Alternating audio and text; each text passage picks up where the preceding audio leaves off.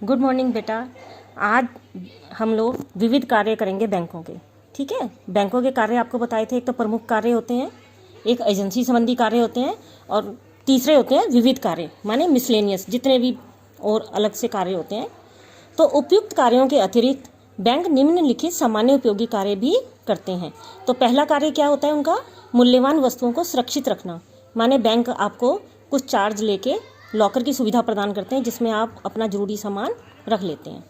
तो बैंक आजकल अपने ग्राहकों को लॉकर्स की सुविधाएं प्रदान करते हैं, जिनमें वे अपने जेवरात, दस्तावेज, अंश, ऋण पत्र आदि मूल्यवान कागज तथा वस्तुएं रख सकते हैं। इस सेवा के लिए बैंक ग्राहकों से थोड़ा शुल्क वसूल करते हैं, थोड़ा चार्ज वसूल करते हैं, और आप अपने कोई भी कीमती सामान जो आपको लगता है, जैसे घर के पेपर हैं, वो सब आप उसमें रख सकते हैं। जिसकी एक चाबी, उसकी जो चाबी होती है वो बैंक के अधिकारियों के पास ही होती है। चलिए, सेकंड है साख प्रमाण पत्र तथा यात्री चेक जारी करना। साख प्रमाण पत्र जैसे होते हैं डेबिट कार्ड, क्रेडिट कार्ड, है ना, उसको कहते हैं साख प्रमाण पत्र। और अगर आपने कहीं यात्रा में जाना तो आपको यात्री चेक भी बैंक से मिल जाते हैं, तो आपको पैसे ले जाने की कहीं ज़रूरत नहीं होती। उस यात्री चेक से आप आराम से यात्रा कर सकते हैं, घूम फिर सकते हैं। ठीक है, पैसे चोरी होने का डर भी नहीं रहता। देखिए, अब साख प्रमाण पत्रों की सहायता से व्यापारी विदेशों में सरलता से सामान खरीद लेते हैं। डेबिट कार्ड, क्रेडिट कार्ड होते हैं ना, आराम से चल जाता है वहाँ, क्योंकि हमारे देश का पैसा उनके देश में नहीं चलता। अब बैंकों द्वारा जारी किए जाने वाले यात्री चेक की सहायता से ग्राहक निश्चित होकर यात्रा कर सकते हैं, देश में कहीं भी घूम जाते हैं। इससे ग्राहकों को यात्रा में अपने साथ कैश ले जाने की जरूरत नहीं होती, तो नकद धनराशि ले जाने का जोखिम नहीं उठाना पड़ता, बल्कि वे अन्य शहरों में जाकर तथा यात्री चेक भुनाकर नकद धनराशि प्राप्त कर सकते हैं। वो उसी यात्री चेक से आपको अगर कैश की जरूरत हो तो कैश भी आप निकलवा सकते हैं। ठीक है, चलिए, तीसरा होता है विदेशी विनिमय की व्यवस्था। इस पॉइंट में क्या होता है कि जैसे एक देश का व्यापारी, भारत का व्यापारी मान लेते हैं, अमेरिका के व्यापारी के साथ व्यापार करना चाहता है, तो अगर अपनी मुद्रा को, अपने देश की मुद्रा को उनके देश की मुद्रा में कन्वर्ट करवाना चाहता है, तो वो भी विदेशी विनिमय बैंक उनकी सहायता करते हैं। विदेशों से माल मंगवाने के लिए विदेशी विनिमय की आवश्यकता पड़ती है। बैंक अपने ग्राहकों के लिए विदेशी मुद्राओं की व्यवस्था करते हैं। तो कहीं भी आपको बाहर जाना है, किसी देश में घूमने जाना है, उस देश की मुद्रा आपको चाहिए खर्च करने के लिए वहाँ पर, तो आप कन्वर्ट करवा सकते हैं। तो इस कार्य के लिए भी ग्राहकों से कुछ शुल्क वसूल किया जाता है, क्योंकि जो भी बैंक आपके लिए पर्सनल कार्य करता है उसके लिए थोड़ा शुल्क तो लेगा ही। फोर्थ पॉइंट होता है साख निर्माण का कार्य। आधुनिक बैंक अपनी अंश पूंजी तथा जमा राशि की कुल मात्रा से कहीं अधिक राशि उधार देकर साख का निर्माण करते हैं।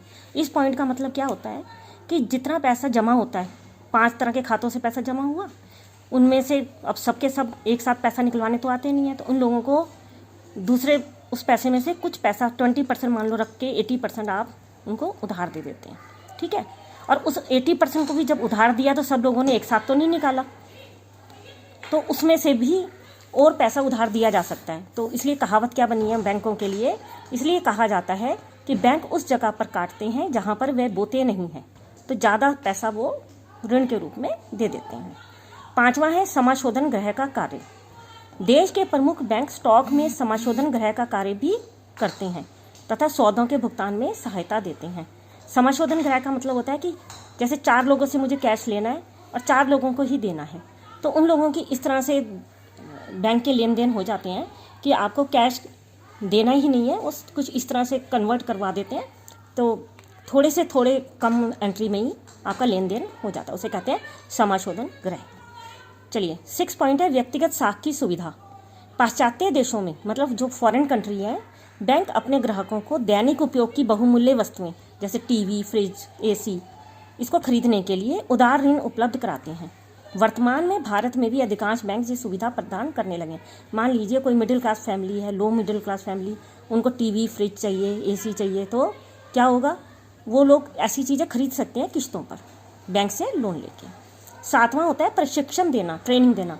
तो बैंक अपने कर्मचारियों की योग्यता और कार्यकुशलता में वृद्धि करने के लिए उन्हें प्रशिक्षण देते हैं, समय समय पर ट्रेनिंग देते हैं, ताकि वो अच्छे से अच्छा काम कर सकें।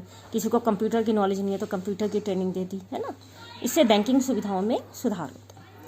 8वां होता है दान राशि का संग्रह करना। जैसे बैंक, देश में कोई विपदा आ गई तो दान इकट्ठा करना है पीएम कोष में और तरह से, तो जैसे आजकल कोरोना वायरस का भी दान इकट्ठा करते हैं ना, तो वो सब संग्रह करने का काम बैंक भी करते हैं। तो बैंक सरकार तथा अपने ग्राहकों के लिए विभिन्न प्रकार के दान भी एकत्रित करते हैं, जैसे राष्ट्रीय सुरक्षा के लिए दान, बाढ़ पीड़ित या युद्ध कोष के लिए दान। अभी मैंने कोरोना का बताया, उसके लिए भी डिमांड की जाती है, तो वो बैंक वो भी इकट्ठा करते हैं। 9वां है सूचना व आंकड़े एकत्रित करना और प्रकाशित करना।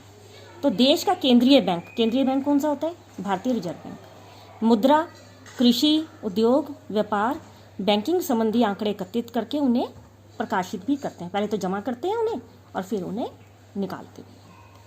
तो बेटा जो पॉइंट आपको ना समझ में आया हो आप पूछ लीजिए। और आप लोगों ने मंडे को मुझे टेस्ट भी नहीं दिया, तो आप लोग टेस्ट भी दिया कीजिए ताकि मुझे पता लगे आपको कितना समझ में आ रहा है। ठीक है, थैंक यू।